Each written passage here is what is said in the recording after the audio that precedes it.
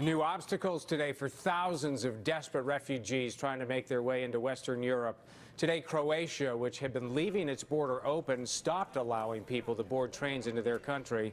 In Hungary, police and soldiers are patrolling a newly built fence along the border with Serbia. Many of the people accused of entering the country illegally are being deported and barred from trying to re-enter Europe again. And as the Syrian refugee crisis gets worse, there are new calls to bring more of them right here to Chicago. NBC5's Charlie Wojciechowski has that story. Do you feel safe here?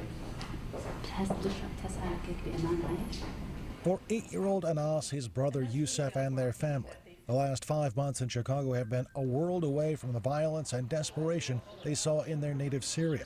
They are only one of a handful of families that have settled here so far, seeking refuge from that country's brutal civil war on one side and the dangers of ISIS on the other.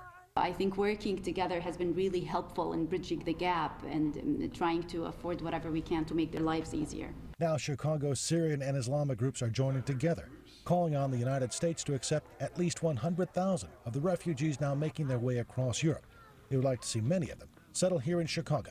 This is a world-class city in a world global power that is the United States, and we want to live up to our potential. A potential these groups say that has yet to be tapped. I think the American people will be in general very welcoming to Syrian refugees. So how many refugees could a city like Chicago absorb? The Council on American Islamic Relations estimates there are 400,000 Muslims living in the Chicago area, and most, they say, would be willing to open their homes to someone from Syria.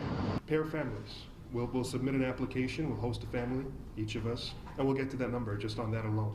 Currently, the United States has pledged to take in more than 10,000 Syrian refugees, but these groups say the need is greater, and the resources are available in the Syrian community here to do more. They will step to the plate to welcome the refugees here. I have no doubt about that.